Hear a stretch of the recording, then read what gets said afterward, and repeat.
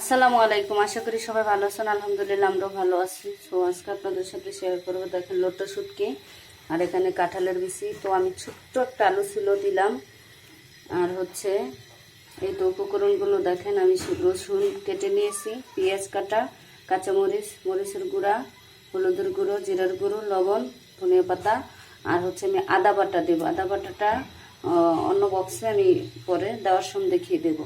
তো আমি এখানে রসুন বেটে দেবো না, আদা শুধু বাটাটা দেবো। রসুন দেখবেন এমনিতেই গলে যাবে, এভাবে রান্না করলে টেস্টটা বেড়ে যায়। তো চলেন শুরু করি। আমি দিয়ে দিব পেঁয়াজ রসুনগুলো, ভেজে নিব, মাছটাও ভেজে নিব।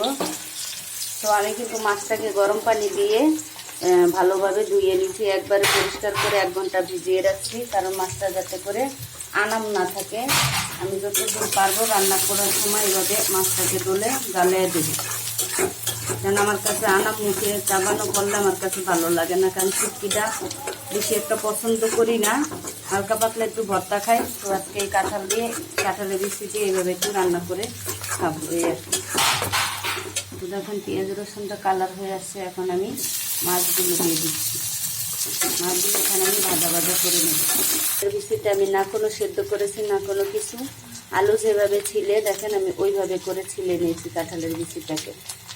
আমি কোনো ভাব দিইনি, সিদ্ধ করে নেই, কিছু করবো না, এইভাবেই রান্নাটা করবো। আমার কাছে মনে হয় ভাব দিলে অর্ধেকটা সিদ্ধ হয়ে যায়, মশলাগুলো কম ঢুকে, তার জন্য আমি কোনো ভাব দিয়ে রান্না পছন্দ করি না। যেটা একবারে ভাত না দিলে নয় সেটা একটু দিয়ে নিই, মানে যেটা গন্ধযুক্ত থাকে, গন্ধ ছড়ানোর জন্য। দেখুন আমার ভাজা ভাজা হয়ে গেছে। এক এক করে এই যে আদা বাটাটা দিয়ে দিচ্ছি, দিয়ে দিব কাঁচামরিচ, আর হচ্ছে এই লবণ মরিচ বাকি উপকরণগুলো আমি পানি মিশিয়ে নিচ্ছি, কারণ কষাতে হবে। এভাবে আমার কষানোটা হবে, তারপরে কাঁঠালের বিচি দেবো।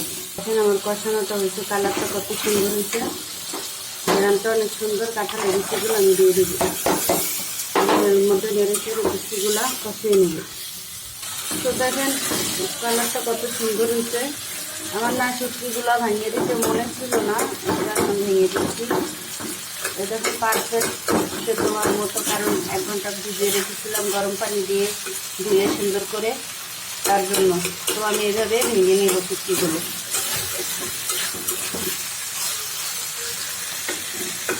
কালারটা কি অসাধারণ হয়েছে, তরকারিটা দেখেন। ফুল ভিডিও না দেখলে আসলে বুঝবেন না, তো কোনটা কীভাবে রান্না করলে সুন্দর হয় দেখে নেবেন ফুল ভিডিওটা। তো দেখেন একবারে কষানো হয়ে গেছে, লাগা লাগা শুটকিগুলো আমি যত পেয়েছি গুঁড়ো করে দিয়েছি, যা পাবো সামনে এভাবে গুঁড়ো করে দেবো। তো তাহলে আমি ঝোলটা দিয়ে দিই, অনেকটাই সিদ্ধ হয়ে গেছে, ঝোলটাও আমি অল্প দেবো, মাখো করে রান্না করব।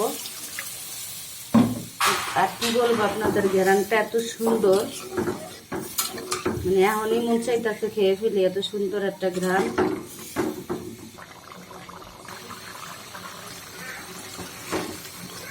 তো দেখেন আমি জানাম রসুন পেঁয়াজ দিচ্ছি, দেখুন সব গলে একাকার। যেমন এভাবে রান্না করলে আনাম রসুন পেঁয়াজ একটু কেটে দিলে না বাটলেও চলে, আস্তে আস্তে সেটা গলে যায়। তো দেখেন হয়ে গেছে, আর 2-1 মিনিট রাখবো।